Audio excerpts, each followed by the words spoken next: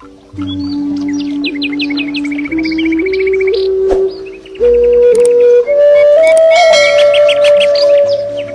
Hello నమస్తే, ఎట్లున్నారు అందరూ? మంచిగా ఉన్నారులే, నేనైతే మస్తుగా ఉన్నా. Welcome back to my channel. నేను మీ హైపర్షితని. ఈరోజు మా తాత నానమ్మతోటి ఇద్దరితోటి కొద్దిసేపు ముచ్చట పెట్టబోతున్నా. మీ అదేందో ముచ్చట, వాళ్ళ లైఫ్ స్టోరీ, వాళ్ళు ఎట్లా బతికిలా అన్ని విషయాలు అయితే అడగబోతున్నా. మీరు కూడా చూడండి, చివరి వరకు స్కిప్ చేయకుండా వీడియోని అయితే చూడండి. ఇంకా వీళ్ళు ఎట్లా మాట్లాడేది, ఏంటిది, ఏం తిన్నారు అనే విషయాలన్నీ మనం వీళ్ళనే అడిగి తెలుసుకుందాం. చెప్పే, నువ్వు తాతను ఎప్పుడు పెళ్లి చేసుకున్నావు? ఎందుకు మేము ప్రేమించుకున్నాం, మేము పెళ్ళే చేసుకున్నాం. ప్రేమించుకున్నావు అంటలేదే, పెళ్లి చేసుకున్నావు. లవ్ మ్యారేజ్ అని అడతలేను. మరి సంపాదించి లవ్ మ్యారేజ్ అయింది కాదు, మరి అరేంజ్ మ్యారేజే కదా. ఎప్పుడైంది మీ పెళ్లి?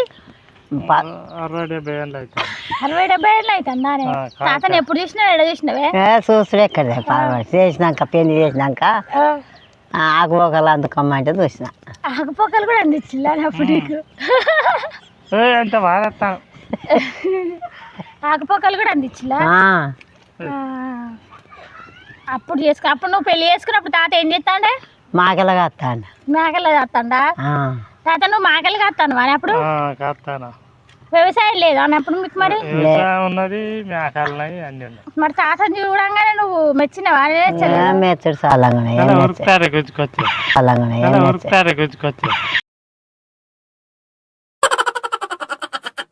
అలా మురుకుతుందా పెళ్లి చేసుకునేది? అప్పుడు గుంజుకొచ్చిలా? గొంతుకొచ్చి మొక్కు మీద ఒక్కడు, మొక్కు మీద ఒక్కడు.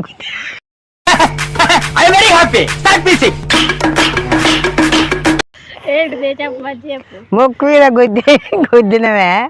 నేను రాను పమ్మ అని తాతను గుద్దినా. ఎందుకు మరి? తాతను చూసి భయపడ్డా? చేసుకొని కట్టం చేసి బతికినాం. మేకలు కాసిన, గొర్రె కాసిన, వ్యవసాయం చేసిన, గుట్టకు పోయినాం, గడ్డి కోసుకొచ్చుకున్నాం, అన్ని చేసినాం. పనులు అన్ని చేసుకొని బతికినాం. కాడు మోసేది కూర్చుండి బతకలేదు. ఎన్నికటి రోజులకి ఈ రోజులకి తేడా ఏంది? ఏమో ఇక చేయలేరు మీరు. చేయలేమంటావా? మీకు ఇప్పుడు ఎన్ని సంవత్సరాలు ఉంటాయా? అయినా కూడా ఇప్పటికి కూడా మీరు 100 రోజుల పని పోతారు కదా? పోయి ఏం చేస్తారా? తవ్వుడు, ఎత్తుడు, పారవసుడు, చెట్లు తవ్వుడు, చెట్లు కోసుడు. తాత చేసే పనులు అన్ని పని పోతానే ఉన్నాం. పని 100 రోజుల పని చేస్తాను. చేసి ఇక మళ్ళీ అలాగానే వచ్చుడు, తినుడు, ఎండపూట కాసేపు పండుకొనుడు, ఇక ఇటారు తిరుగుడు. మళ్ళా మేము ఈ ఎండలకు భయపడి ఎండలకి బయటకి వెళ్తాలేము. మీరైతే పనికి కూడా చేస్తాలే మంచిగా. మేము పని పోతాను. మరి అప్పుడు ఎన్నికట్ట ఇట్లనే అన్నం తినేదా? ఏం దొరికేదా మరి మీకు? పండ్లు ఫలాలు మంచిగా, జామ పండ్లు, మామిడి పండ్లు, ఇట్లా ఇక జామ పండ్లు తినేది, సీతాఫలక పండ్లు తినేది, మంచిగా తిన్నాం. ఇక అప్పుడే బలంగా ఉంటుంది మంచిగా. అప్పుడే బలంగా ఉండేది. ఇప్పుడు సప్పికోడి పర్వాలేదు, సప్పికోడి తినలేదు, ఈ ఉరుకుడు ఉరకలేదు. మందులకుడు కదా, మందులకుడు. ఇప్పుడు మాకేంది అప్పుడు మంచి కాయగడ్డ తిని బతికినాం. నీళ్ళు ఇట్లా అన్నీ తెచ్చుకునేదా తాత? మరి ఏ ఊరే మీ సొంతం ఊరు? మా సాగాళ్ళు గణపురం స్టేషన్ సాగ. ఆడికెళ్ళి ఇటు మంచిగా ఏమో గొర్రె మెత్తాయి, గొర్రె బత్తాయి, మేము బతాము. శరీరానికి పొలం తీసుకొని ఈడ బతామని వచ్చినందుకు మంచిగా ఈడికి వచ్చినాక మిషన్ దక్కి కాలు ఇరిగింది. కాలు ఇరిగిందా? మరి నీకు కాలు ఇరిగిందన్నావు. అంతమంది మేకలు కాసేది కదా నువ్వు? మేక గొర్రెతో గొర్రెతాం పోయి. మరి వస్తు గొర్రెలు ఉంటాయి కదా మనకు. మరి ఇప్పుడు ఎందుకే అమ్మినా? ఇక అమ్మినాం కాయలేక. కాయలేక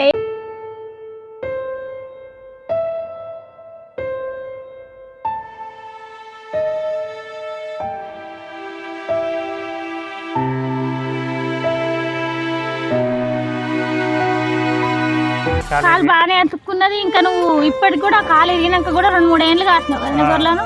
10 ఏళ్ళు కాసిన. ఇన్ని సంవత్సరాలకు ఇక మీరు ఇడికి రాగానే బాబు పుట్టిండా? అంట ముందుకే పుట్టిండా? రాకముందే పొడికల్లా తీసుకొచ్చుకొని ఎక్కడ చేసుకున్నాం. మరి ఇక్కడ ఏమున్నా చిరు సాగాలను వదిలిపెట్టి సాగాలు భూమిలోకి రేట్లు పెరిగింది. చెరువు పెచ్చరు అని గొర్రె మేకలు జంగల్ ఉన్నది బాగా. మేస్తాయి అని వచ్చినాం. అంటే లక్నవరం చెరువు కింద పంటలు పండుతాని మంచిగా ఒక్కటే ఎకరం కొనుక్కున్నాం. వచ్చినాం వచ్చిరా 5,000 ఎకరం. వచ్చిన కాంచెలు మంచిగా చేసుకున్నాం, కట్టుకున్నాం, గొర్రె కాపాడుకున్నాం, ఇంకా భూమి తీసుకున్నాం. ఇక గట్టినే బతుకుతాను, మా అందరం మేము బతాను. ఇద్దరు పోయేస్తాయి ఇంటికాడ పని ఎవరు చేస్తారే వండి పట్టుడు అది ఇది మేమే చేసుకుంటాం. మేమే వండుకుంటాం, ఆడబెట్టుకుంటాం, పోతాం, మళ్ళీ వచ్చి ఉప్పు కారం వేసుకుంటాం, తింటాం. తింటారా? అప్పుడే మంచిగా ఉండే. ఇప్పుడే ఆ మందర కోడి పాల మందర కోడి కాబట్టి శాసన లేదు, మోకాల గుంజుడు. రోజు కూరలు వండుతా నానమ్మ మంచిగా? ఏం వండదు, ఎందుకు వండవే మరి? ఏదో తీరింది తింటాం. మామిడికాయ తక్కువ, నిమ్మకాయ తక్కువ. మరి తొక్కులు తింటానైతే మాకు ఇప్పుడు పడతానే పడతలేదు. అల్సర్ అని అదని ఇదని ఓ ఈ నొప్పులు ఆ నొప్పులు వస్తాయి. ఆల్సర్ లేదు, ఆ భగవంతుడు ఇచ్చిన గచ్చితాను. ఇక అలవాటు అయింది. సంగటికి రాగి ముద్దలు అప్పుడు అవన్నీ తినేది కదనే మీరు? రాగడి అప్పుడు ముఖానికి అంత బాడీకి పెట్టుకునేది, స్నానాలు చేసేది, నెత్తికి పోసుకునేది, ఆవు పెండ రాసుకునేది. ఆవు పెండ ఆవు పెండ కూడా రాసుకునేది. ఆవు పెండ కూడా నీకు ఐస్ క్రీమ్ ఇస్తారు. మాకు చేయలో పొలగాళ్ళకు ఇవన్నీ చేరితే గోడ ఉప్పు ఊరిన మట్టి రాసేది. పుండ్లు అయితే అది రాత్రి పుండ్లు పోయేది. రాసిపోతే బగ్గ పడితే అటు ఎగిరేది పొలగాలు. ఎగిరేదా? మంట మంట ఊరిన మట్టి ఇప్పుడు గట్లా చేసేది. అయ్యో బాబా మాకేది లేదు, మాకు భగవంతుడు ఇచ్చిన రెక్కలున్నాయి, గట్టిదనం. ఇక మాకు పుండు బూసి కూడా ఏం లేదు బిడ్డ. ఇప్పుడే కాలు గుంజుడు, చేయిలు గుంజుడు,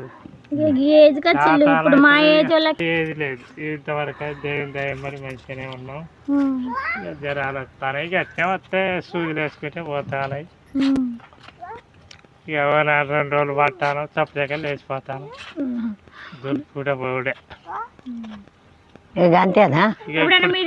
పెట్టుకుంటాం పొట్టు పొట్టు కనుక పని కాడ చేయలేకను. కూడు పెట్టపోయేది, బో పెట్టకపోయేది, మా అత్త కూడు పెట్టపోయేది.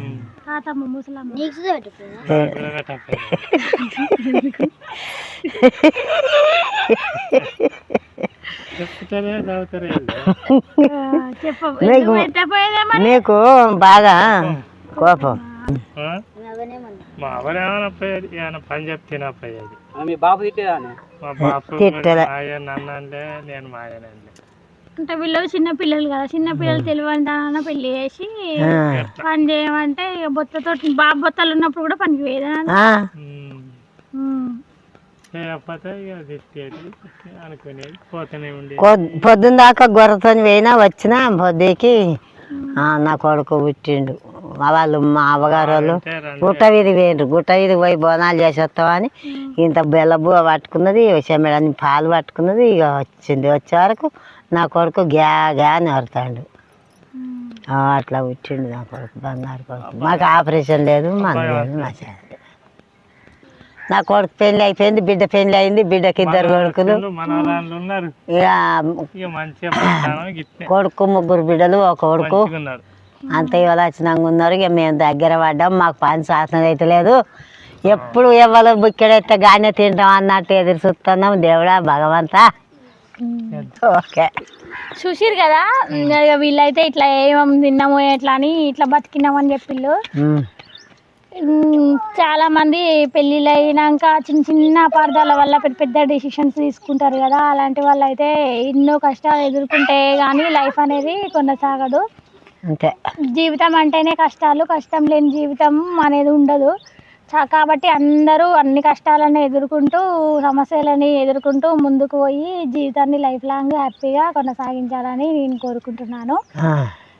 ఇప్పటి వరకు చూసిరు కదా నా వీడియోను, నచ్చింది అనుకుంటున్నారు. ప్లీజ్ లైక్ చేసి, షేర్ చేసి, సబ్స్క్రైబ్ చేయండి. చాలా ఇలాంటి వీడియోలు తీసి అయితే మీ ముందుకు తీసుకొస్తాను. అంటే పల్లెటూరు లైఫ్ స్టైల్ ఎట్లుంటుంది అనేసి ఉన్నన్ని రోజులు అయితే తీసి పెడతాను. ఇంకేం లేదు. Okay, bye.